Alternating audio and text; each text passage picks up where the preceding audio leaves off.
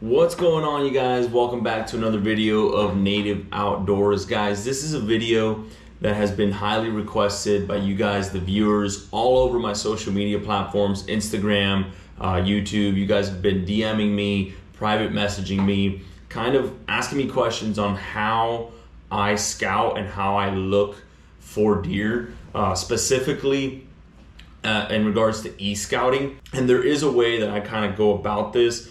There's a process that I follow, and that's exactly what I want to dive into today. So if those are questions that you have kind of been asking yourself, or you've kind of been struggling with finding areas from your house, from your computer to dial in on and be able to go and check out in person, make sure you watch this whole video, because I'm going to be giving you guys a bunch of notes and a bunch of tips and tricks that I've learned in the past about 5 years now that I've been hunting, specifically in South Florida, to how I find deer sign, or how I pick places where it could possibly be some deer sign to find some deer, hogs, or whatever. Really, whenever I'm looking for deer, I'm also looking for hogs. They're both kind of interchangeable. That's the one thing. Deer and hog sign a lot of times looks the same, but a lot of times when you find one, you can also find the other. So I think the information in this video will be good for all. So without further ado, let's go ahead and dive right in here to the computer, and I'll show you guys how I go about picking spots on Onyx, on my scouting platforms from home to be able to go to in person. Alrighty guys, let's go ahead and jump right into it over here. So I went ahead and pulled up this nature preserve near where I live here in Palm Beach County, Florida. And I think it's a good area that I could show you because it has a lot of the features that you're going to find pretty much anywhere in a South Florida piece of land. So the first thing that I feel like that you need to know if you're going to be e-scouting is how to identify different types of vegetation or terrain features. Down here, we don't really have huge terrain features like hills, mountains, or anything like that. So it really comes down to just knowing different types of vegetation. So I'm gonna go ahead and zoom in here to just a couple pins that I set. So it's very important you familiarize yourself with whatever map you're using. I like to use Onyx Hunt. It's just the one that I use. It's all my friends use it. We're able to share pins, and it's one of the major I guess online map type deals. But on Onyx specifically, I know on a few other maps as well it's going to be the same, but definitely on Onyx, usually I'm looking for different types of vegetation. What is that vegetation? I'm looking for cypress, I'm looking for oaks, I'm looking for palms, I'm looking for pines, I'm looking for palmettos, I'm looking for marshes or just like open grasslands. So those are just kind of things that you're going to find in South Florida. Now, I went ahead and dropped some pins here. So the first thing I want you to look at is this white stuff right here, what looks whiter or lighter than just everything else. And that is actually cypress. So most of the time, cypress will present, at least on Onyx, as like a lighter colored vegetation. And when you zoom in, it'll look, kind of like, looks like a tree, kind of bushy. That's the way cypress is going to present, and you guys could just see very easily here what's cypress and what's not. So that's the number one. The second thing, which now this becomes a little bit more difficult, is looking at oaks. So I zoomed in here. Oaks are also going to present a little bit, bushy like that. They are going to be green, but it's almost like a darker green colored versus something like palms right here. I zoom into this. Just in my experience from, going places that I've dropped pins on, I know that this area right here is palms. And I can tell because it's this lighter color vegetation here. And also I can kind of just single out the different palms sticking out from the tops of these trees here. Obviously there's some other stuff mixed in here, but this to me looks like an area that has a mix of oaks with a few palms in between, as well as maybe some areas where there's a little bit more palms than others. Something like this over here as well. But yeah, pay attention to those things. Oaks are gonna look kind of like this, a little bit darker green, real lush. And then the palms are gonna be a little bit lighter green And a lot of times you can single them out. See, look at this one right here. You can kind of see the dead palms at the top. Those are things just to keep an eye on. The other thing that I would look at would be things like, palmetto and pine flats. So here's a perfect example of that. If you guys can look closely, you'll see there's slightly lighter colored vegetation here within these trees, right? So if we can single out some trees, and this slightly lighter colored vegetation, you guys can see it almost looks like, like an ocean mixed in here with all these trees. That is palmettos. So here's something that we could compare it to. You see this area right here, how it's also open right in between the trees, and you can tell the trees because of the shadows that they cast. So that looks like grass to me. And again, a lot of it is just my experience going to areas like this, looking at them first in the map, and then actually standing there and being able to know what I'm looking at. But usually when it's this kind of like brown or, like dried up grass color look right here, that's usually grass inside of these pine flats. And then when you have all this bushiness going on here, that's a big palmetto head. So you guys can see this palmetto head goes all the way around. I mean, it even goes out to here. A lot of times the palmettos, when they're really old and mature, they even get kind of like white looking on the leaves. So that's why it looks like that. But you can also see now there's a bit of a break right here and some more palmettos over here, a little bit more breaks. But those are just kind of things to identify, because those are going to be the more common forms of vegetation in Florida, in South Florida.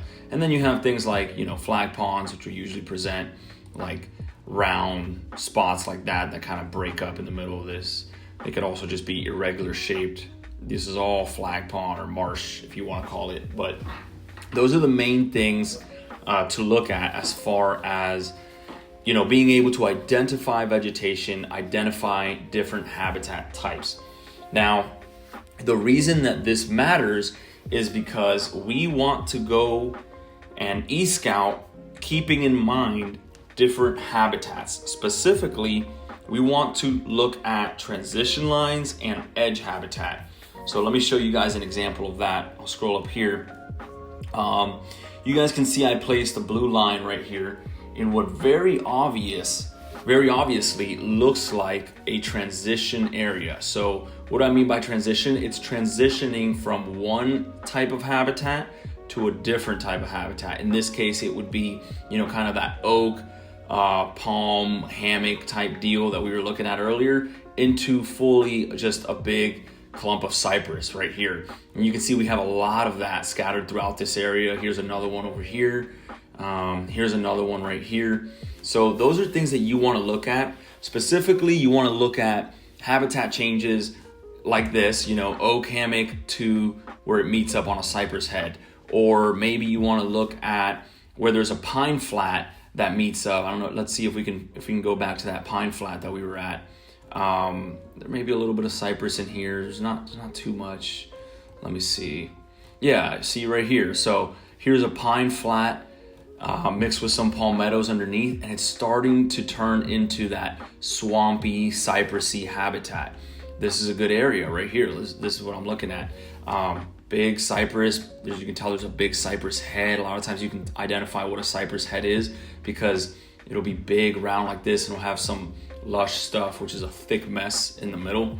But transition lines or edge habitat, that's really what we're focusing on. As I was saying, cypress to oaks, cypress to pines, maybe a pine flat where it meets an oak hammock.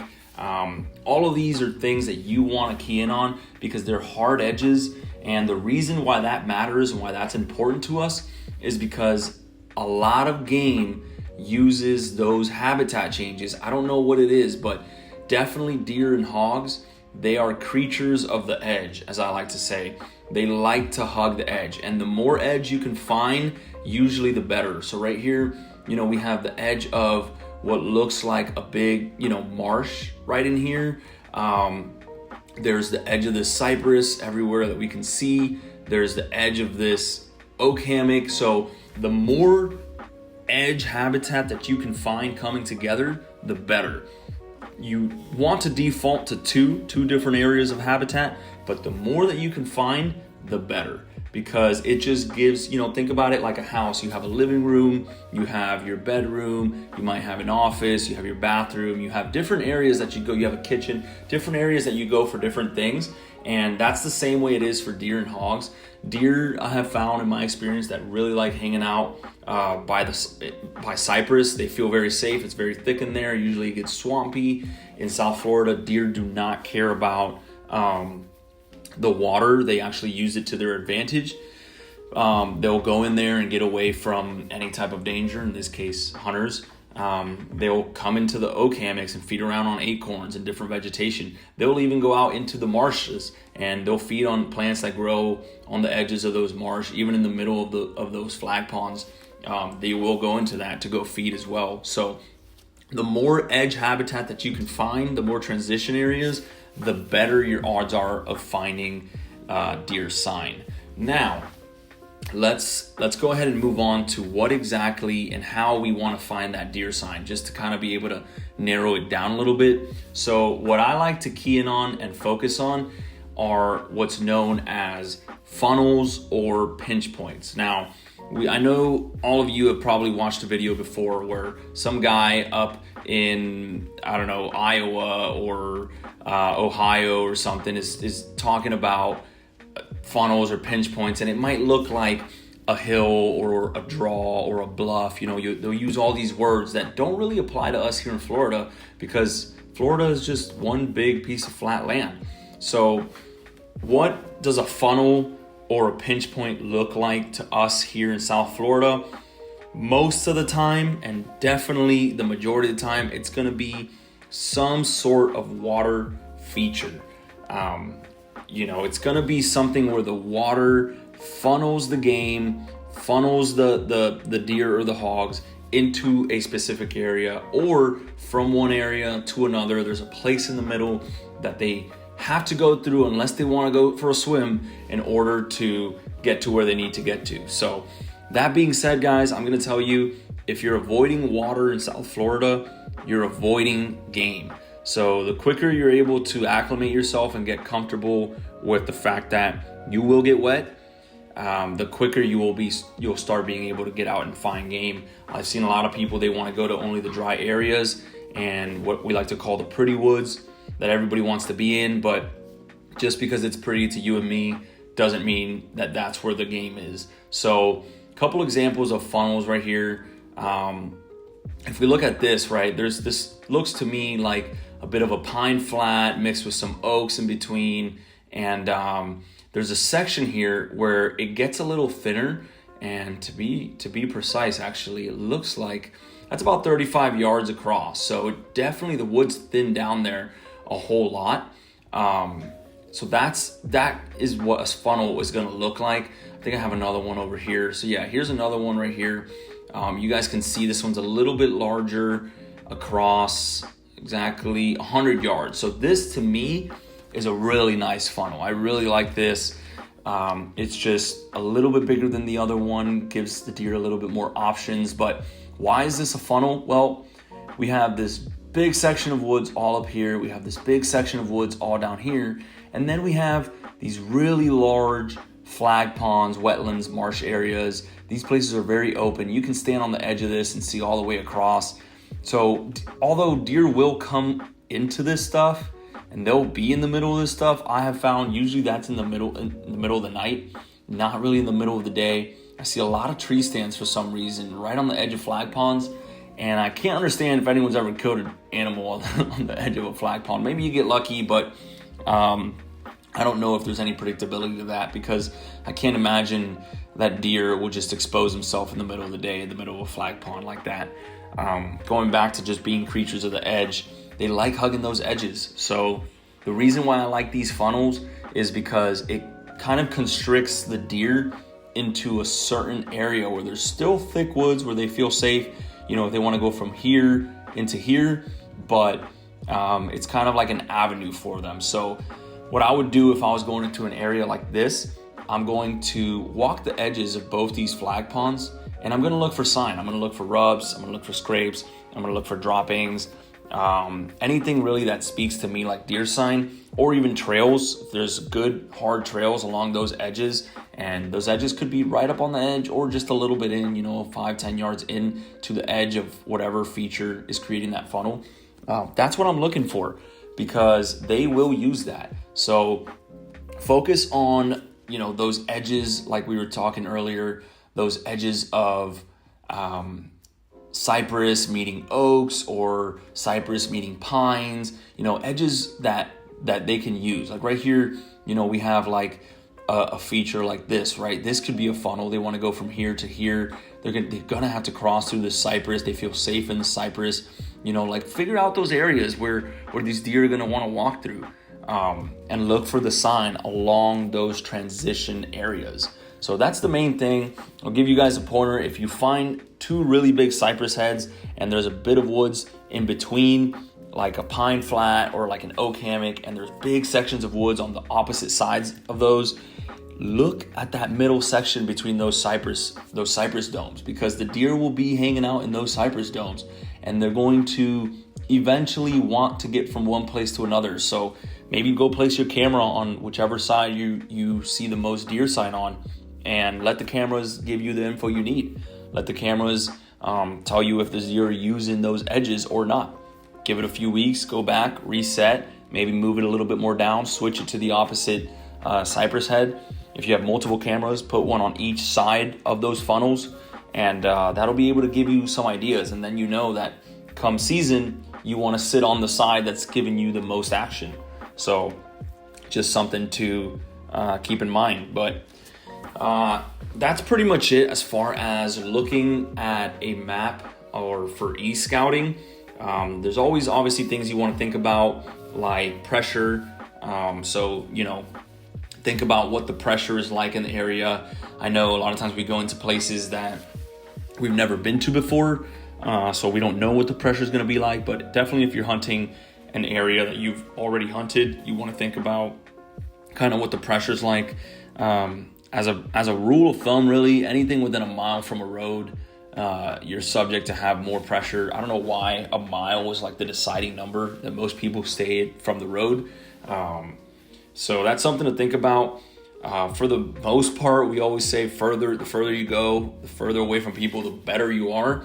And I want to say that's about 70% true, because something to also think about is don't overlook the places that are often overlooked, right? So don't fall into the crowd that thinks like, let's just pretend this was a grade here, and they say, all right, well, I got to take this road and follow it all the way down, and do this whole hour-long journey to get to a spot.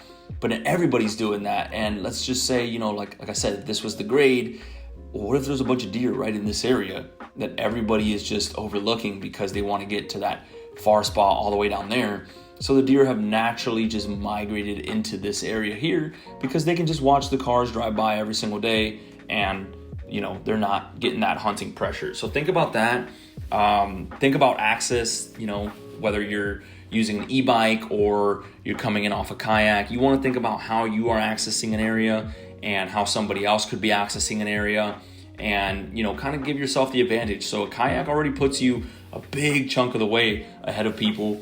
E-bikes also a little bit, but now everyone and their brother has an e-bike, so don't think that just because you have an e-bike you're going further than most people. Think about that too. And then lastly, I would say think about things like prevailing wind. So if I'm going to be hunting this area right here, and I know I'm usually getting an east wind, and the way that I come in here is through some road that gets me back here, well, that's not beneficial, because you're going to be blowing your scent all the way into your hunting area. So maybe I want to find a way to come in behind it. So think about your prevailing wind. Think about where you would sit depending on if the wind is doing one thing or another. And if you do all of these things ahead of time, that's going to put you in a much better position come season and come time to actually go out there and kill a big buck or kill a hog. Well, alrighty guys, that is it for this video. I think I'm going to go ahead and add this to my series that I'm doing on beginner hunting in Florida and how to hunt Florida, because this is very informational. It took me a long time to kind of key in on these things, It took me a lot of times being there in the woods and looking at all this stuff and seeing the places where I found the most sign. And that's kind of what I'm sharing with you guys. Like I said when I started this video, I never share my spots. Please don't DM me asking me where I shot this or where was this, or where was that, or if I could drop you a pin. I do not do that, but doing this type of video is kind of my way of giving back to you guys and kind of teaching you the things that I have learned so that you can go out there and do it for yourself as well. But nothing beats boots on the ground. Nothing beats just going there in person and taking a look at it. A lot of times, like, you guys have sent me screenshots or pins of places and been like, hey, where would you sit if you were hunting this area, or how would you approach this area? And the first thing that I've told all you guys is I don't know, because I haven't been there in person. I can only tell you based off what it looks like on the map, but that's never a for sure thing. There's been times that I put a pin on Onyx and I've gone there super excited and been like, oh, I'm gonna find so much sign here, and it was a complete dead zone. So take everything that I just told you with a grain of salt and get out there and do it for yourself. Get your boots on the ground. Nothing is going to teach you the woods like being there in person, walking around and looking at the sign for yourself. So if you're gonna take anything away from this video, yes, do all this stuff, spend your time on Onyx, travel, learn the maps, you know, get used to reading the terrain features that we have down here in South Florida, but get your boots on the ground, get out there, get dirty, get wet, get one with the water, make friends with it, and go find you some deer, go find you some hogs to shoot. But as for this video, that's all we have for you guys today. I hope you guys enjoyed it.